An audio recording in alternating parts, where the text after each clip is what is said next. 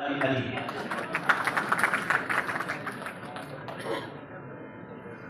आपने पहले तो अपने स्वार्थों के लिए ये किया, और जब उस बेटी ने ये पूछ लिया कि ये कथाकार जो थे माता जी जिसकी कथा आप सुनने गई थी, मैं भी थी, आपने तो सुना, मैंने तो मौला को भी सुना, अली को भी सुना, तो जब वो घर से बाहर निकली तो अली मिल गया थे, फिर अली ले गए, फिर अली ने उसके 38 टुकड़े किए और 36 टुकड़े किए और 20 टुकड़े किए। अब आप कहते हैं आगे उसने ये झूठ बोला, सिर्फ सनातनियों ने बोला, सारे धर्म बराबर है।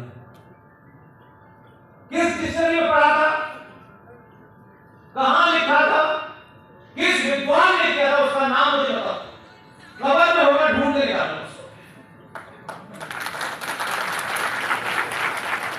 नहीं, हम इतना बड़ा दीवार में लिखा हुआ झूठ बोल रहे हैं और समाज ढोलक बजा के घूम रहा है। जिन लोगों को सत्ता की चटकारा नहीं करनी, उनको किस बात की चिंता है, वो अपने ज्ञान के कारण अपना जीवन चला रहे हैं। किसी सत्ता की, किसी पार्टी और किसी संगठन की मेहरबानी और का जीवन नहीं।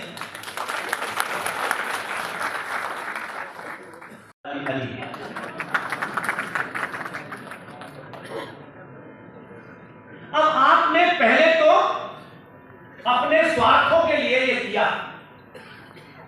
और जब उस बेटी ने ये पूछ लिया कि ये कथाकार जो थे माता जी जिसकी कथा आप सुनने गई थी, मैं भी थी, आपने तो सुना, मैंने तो मौला को भी सुना, अली को भी सुना, तो जब वो घर से बाहर निकली तो अली मिल गया थे, फिर अली ले गए, फिर अली ने उसके 38 टुकड़े किए और 36 टुकड़े किए और 20 टुकड़े किए। अब आप कहते हैं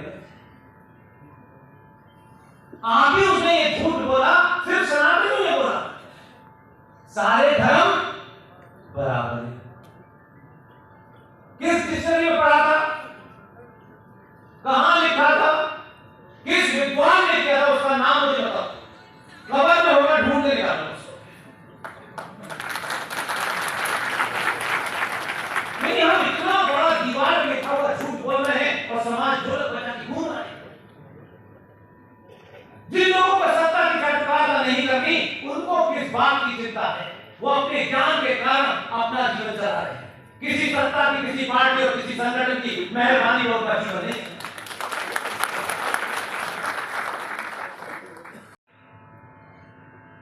हमारी माँ और हमारे पिता बेटी के लिए लड़का चुनते वक्त, दहेज देते वक्त उस बेटी का भला नहीं सोचते, समाज में हमारी शान क्या होगी कहीं वो नहीं चाहते। किसी और समाज में संकट नहीं है, पंचर जोड़ने वाले के पास न दहेज लेने के लिए है न देने के लिए।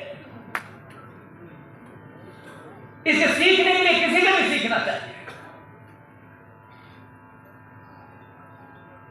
हम हर चीज जो 70 mm पर्दे पर 10 सेकंड का विज्ञापन देने के लिए 5 दिन तक अपना मेकअप कराती है, हम आजीवन वैसे ही दिखना चाहते हैं। इस ऐसे तमाम कैरेक्टर हमारे इतिहास में, हमारे बीच में है, हम उनको नहीं मानते। ये भारतीय सनातनी हिंदू महिलाओं के अंदर एक अजीब प्रकृति आ गई है। उन सबको लगता है कि खूबसूरती की परिभाषा तैमूर की अम्मी है।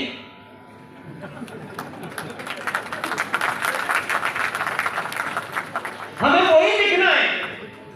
तैमूर की अम्मी को हकीकत में देखेंगे मैरिन ड्राइव पे तो लगेगा 10 रुपए बीच दे दो। हम पर्दे से, विज्ञापन से असली जीवन की तुलना करके जीना चाहते हैं, ये मुमकिन नहीं।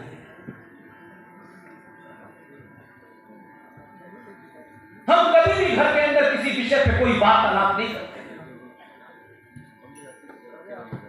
आपके घर के अंदर बच्चे हैं, उनके मन में कई सवाल हैं, बेटियों के कई सवाल हैं, लेकिन फुर्सत नहीं हमें। पिताजी को पैसा कमाना है, माता जी को कथा सुननी है, और उसी कथा में ये सनातन के तमाम एक एक परिवार की महिलाओं से और पुरुषों से कह रहा है, ये मेरी और आपकी लड़ाई नहीं है, ये सनातन भारत की जो करोड़ों साल पुरानी पहचान है उसको बरकरार रखने के लिए अगली पीढ़ी की लड़ाई है।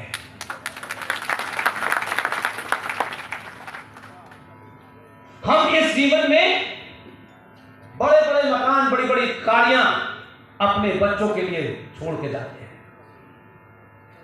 दुनिया के किसी इतिहास में संपन्न समाज ये गाड़ियां और ये मकान कभी अपनी राष्ट्र की संस्कृति को बचाने के लिए आगे नहीं आती।